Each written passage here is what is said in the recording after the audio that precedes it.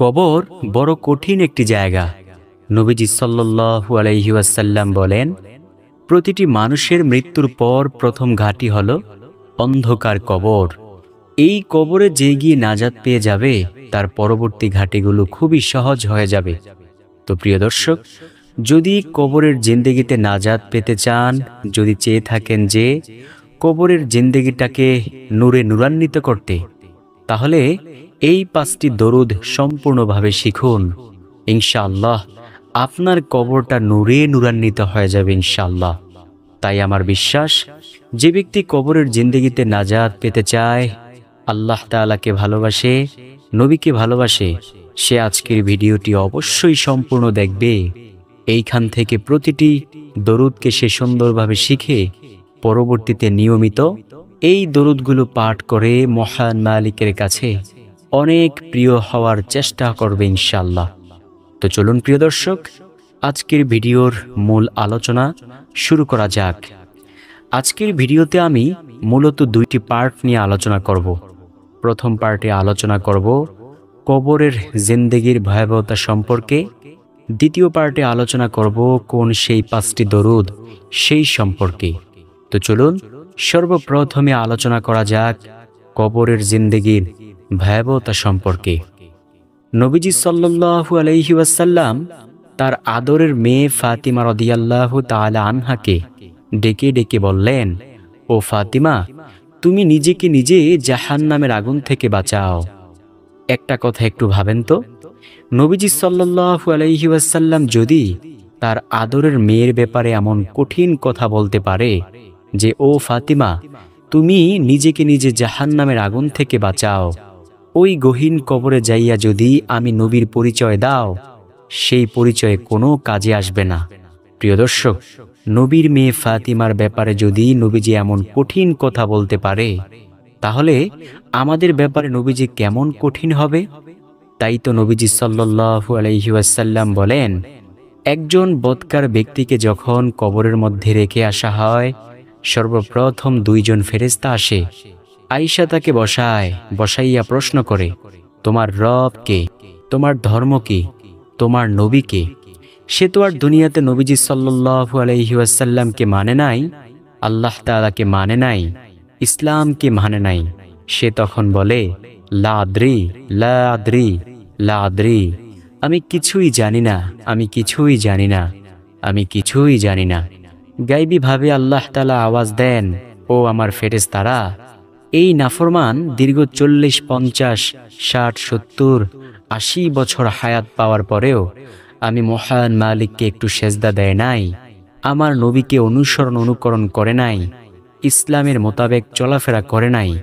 ও ফেরেশতারা, আজকে তোমরা তাকে ধরো, তার কবরের মধ্যে জাহান্নামের যত রকমের শাস্তি আছে সব শাস্তি দিতে থাকো। এই বলার সাথে সাথেই কবরের 2 পাশের মাটি থেকে এমন জোরে একটা চাপ দিবে, নবীজি সাল্লাল্লাহু আলাইহি ওয়াসাল্লাম বলেন, ওই চাপের চোটে পাজরের হাড় অপর পাজরের মধ্যে ঢুকে যাবে। নাউজুবিল্লাহ, অর্থাৎ একটা হাড় অপর হাড়ের মধ্যে ঢুকে যাবে। নাউজুবিল্লাহ। নবীজি সাল্লাল্লাহু আলাইহি ওয়াসাল্লাম বলেন, একজন ফেরেশতা আসবে তাকে পিটানোর জন্য, যেই ফেরেশতা চোখেও দেখে না, কানেও শোনে না, সে শুধু ওই লোহার হাতুড়ি দ্বারা তাকে পিটাইতেই থাকবে। এক এক পিটুনির চোটে সে 70 হাত মাটির নিচে ঢুকে যাবে। নবীজি বলেন, ওই ফেরেশতার একটা পিটুনির আঘাত যদি এই দুনিয়ার কোনো পাহাড়ের মধ্যে পড়ত, সাথে সাথে সেই পাহাড়টা ধুলায় মিশে যাইত। নাউজুবিল্লাহ, এতটাই ভয়ঙ্কর হবে সেই কবরের আযাব। নবীজি বলেন, শুধু মানুষ আর জিন ব্যতীত সব পশু পাখিরাই কবরের আযাব দেখে। এই কারণে দেখবেন, কোনো গরু অথবা ছাগল যদি কবরের কিনারায় বেঁধে রাখা হয়, যদি সেই কবরের মধ্যে আযাব শুরু হয়ে যায়, তাহলে সেই গরু তার দড়ি ছিঁড়ে একটা দৌড় দিবে।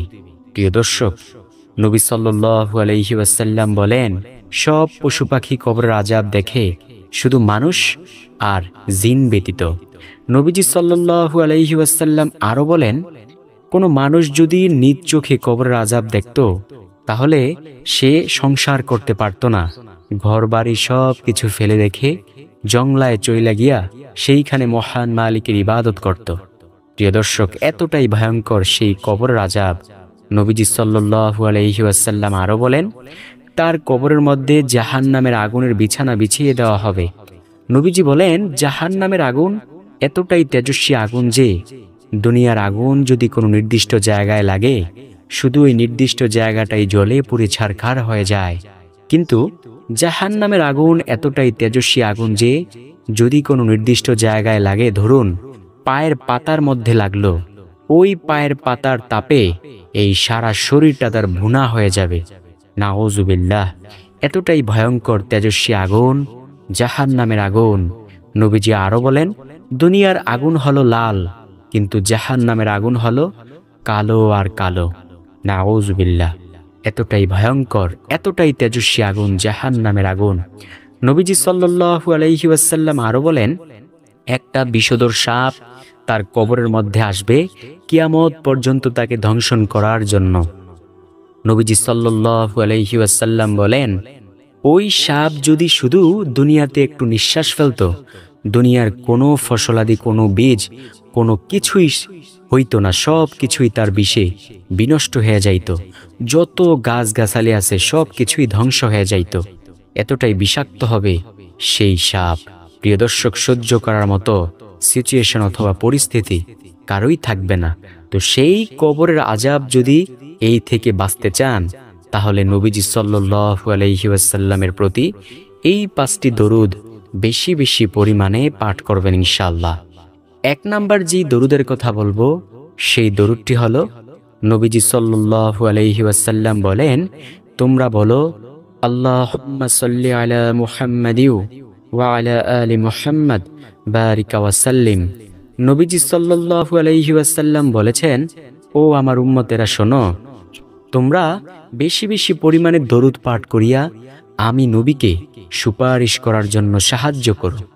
এই হাদিস থেকে এটা স্পষ্ট যে যে ব্যক্তি নবীজি সাল্লাল্লাহু আলাইহি ওয়াসাল্লামের প্রতি বেশি বেশি দরুদ পাঠ করবে, সে ব্যক্তি নবীজি সাল্লাল্লাহু আলাইহি ওয়াসাল্লামের সুপারিশ পাবে হাশরের ময়দানে ইনশাআল্লাহ। আম্মা জান আয়েশা রাদিয়াল্লাহু তাআলা আনহা নবীজি সাল্লাল্লাহু আলাইহি ওয়াসাল্লামকে বললেন, ও নবী, আচ্ছা, হাশরের ময়দানে তো আপনার কোটি কোটি উম্মত হবে, আপনি সেই উম্মতগুলো থেকে কিভাবে আপনি নেককার উম্মতগুলোকে বাছাই করে নিয়ে জান্নাতে যাবেন? নবীজি বলেন, এটা তো অনেক সহজ কাজ। শোনো, কোন একটা ঘোড়ার পালের মধ্যে যদি একটা ঘোড়া থাকে যার মাথার মধ্যে আলাদা রকমের একটা চিহ্ন রয়েছে, ওই ঘোড়াটাকে কি তার মালিক সহজে বের করতে পারবে খুঁজে? আম্মা জান আয়েশা রাদিয়াল্লাহু তাআলা আনহা বলেন, হ্যাঁ, তার মালিক তাকে সহজেই খুঁজে বের করতে পারবে। নবীজি সাল্লাল্লাহু আলাইহি ওয়াসাল্লাম বলেন, ও আয়েশা শোনো, ঠিক আমিও আমার উম্মতগুলোকে এমনই ভাবে খুঁজে বের করব। যারা আমার নেককার উম্মত, তাদের অজুর অঙ্গগুলো থেকে নূরের ঝলক বের হবে। সুবহানাল্লাহ, সিজদার অংশ থেকে নূরের ঝলক বের হবে। এই ঝলক দেখিয়া দেখিয়া আমি তাদেরকে হাতে ধরিয়া জান্নাতে লইয়া যাইব। সুবহানাল্লাহ, আল্লাহু আকবার। নবীজি বলেন, ও আয়েশা শোনো, হাশরের ময়দানে সবাই উলঙ্গ অবস্থায় উঠবে। আম্মা জান আয়েশা রাদিয়াল্লাহু তাআলা আনহা বলেন, ও নবী, তখন কি তারা একে অপরকে দেখে লজ্জাবোধ করবে না? নবীজি সাল্লাল্লাহু আলাইহি ওয়াসাল্লাম বলেন, তারা তো একে অপরের দিকে তাকানোর সুযোগই পাবে না, এতটাই পেরেশানি হবে। শোনো আয়েশা, এই দুনিয়াতে তুমি কত দূরে সূর্যটাকে দেখতে পাইতেছ না? বিজ্ঞানীরা বলে 9,30,00,000 মাইল দূরে হলো সূর্য। এত দূরে সূর্য থাকার পরেও কত গরম, কত তাপ। গরমের কালে সহ্য করা যায় না, তাপ সহ্য করা যায় না।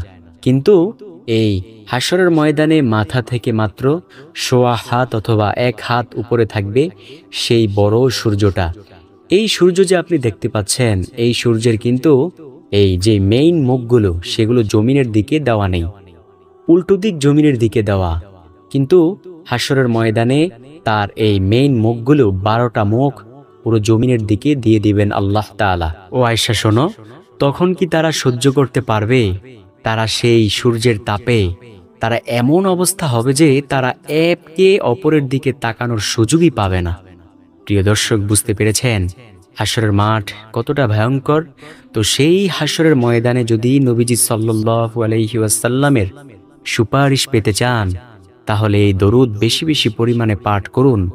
আল্লাহুম্মা সাল্লি আলা মুহাম্মাদিউ ওয়া আলা আলি মুহাম্মাদ বারিক ওয়া সাল্লিম। দ্বিতীয় নম্বর যে দরুদের কথা বলবো, সেই দরুদটি হলো, নবীজি বলেন, ও দুনিয়ার মানুষ শোনো, যদি তোমরা একবার বলতে পারো জাযাল্লাহু আন্না মুহাম্মাদান মা হুয়া আহলুহ, তাহলে রব্বুল আলামিনের ৭০ জন রহমতের ফেরেশতা ১,০০০ দিন পর্যন্ত অনবরত শুধু তোমাদের আমলনামায় নেক লিখতেই থাকবে। সুবহানাল্লাহ। তো প্রিয় দর্শক, নবীজি কি বলেছেন? যদি কোনো ব্যক্তি একবার বলে জাযাল্লাহু আন্না মুহাম্মাদান মা হুয়া আহলুহু, তাহলে রব্বুল আলামিনের রহমতের ৭০ জন ফেরেশতা ১,০০০ দিন পর্যন্ত অনবরত শুধু তার আমলনামায় নেক লিখতেই থাকবে। সুবহানাল্লাহ, আল্লাহু আকবার। এইবার আপনাদের বিবেকের কাছে একটা প্রশ্ন রাখা যায়, যে ব্যক্তির আমলনামায় ফেরেশতারা নেক লিখে, সে কি জান্নাতি হবে নাকি জাহান্নামী হবে? অবশ্যই আপনি বলতে বাধ্য হবেন সে জান্নাতি হবে। তাই প্রিয় দর্শক, যদি জান্নাতে যেতে চান, যদি চান যে আপনার আমলনামায় ফেরেশতারা অনবরত নেক লিখুক, তাহলে ইনশাআল্লাহ বেশি বেশি পরিমাণে পাঠ করুন জাযাল্লাহু আন্না মুহাম্মাদান মা হুয়া আহলুহু। দেখুন, আমরা যখন বসে থাকি, আমাদের পায়ের কোনো কাজ থাকে না, সারা শরীরের কোনো কাজ থাকে না। আমরা যদি চুপি চুপি গোপনে গোপনে পাঠ করি জাযাল্লাহু আন্না মুহাম্মাদান মা হুয়া আহলুহু, তাহলে রব্বুল আলামিনের ৭০ জন রহমতের ফেরেশতা ১,০০০ দিন পর্যন্ত অনবরত শুধু আমাদের আমলনামায় নেক লিখতে থাকবে। সুবহানাল্লাহ। নবীজি কি বলেন জানেন? নবীজি বলেন, যে ব্যক্তি আমার প্রতি বেশি বেশি দরুদ পাঠ করবে, হাসরের ময়দানে সে আমার একেবারে নিকটেই থাকবে। প্রিয় দর্শক, সেই অন্তিম মজার মুহূর্তটা কেমন হবে? যখন আপনি নবীজি সাল্লাল্লাহু আলাইহি ওয়াসাল্লামকে নিজ চোখে দেখতে পারবেন হাসরের ময়দানে, তখন আপনার কাছে কেমন লাগবে? সাহাবে কেরাম তো নবীজিকে দেখিয়া দেখিয়া তারা আমল করেছে, কিন্তু আমরা তো নবীকে দেখতে পারি নাই। তো আমরা যদি হাসরের ময়দানে নবীকে দেখতে চাই, তাহলে বেশি বেশি পরিমাণে বলবো জাযাল্লাহু আন্না মুহাম্মাদান মা হুয়া আহলুহু।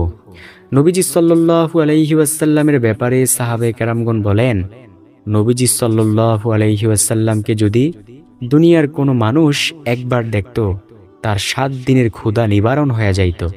সুবহানাল্লাহ। এতটাই সুন্দর ছিলেন আমাদের মায়ার নবী। আম্মা জান আয়েশা রাদিয়াল্লাহু তাআলা আনহা বলেন, আমি একদিন ঘরের মধ্যে সেলাই কাজ করতেছিলাম, অর্থাৎ আমি সেলাই কাজ করতেছি কুপির আলোতে। এমন সময় আমার হাত থেকে সুইটা মাটিতে পড়ে গেল। আমি আধারের কারণে সুইটা খুঁজে পাচ্ছিলাম না। আম্মা জান আয়েশা রাদিয়াল্লাহু তাআলা আনহা বলেন, এমন সময় আমার ঘরে তাশরিফ আনলেন নবী মুহাম্মদ মুস্তাফা সাল্লাল্লাহু আলাইহি ওয়াসাল্লাম।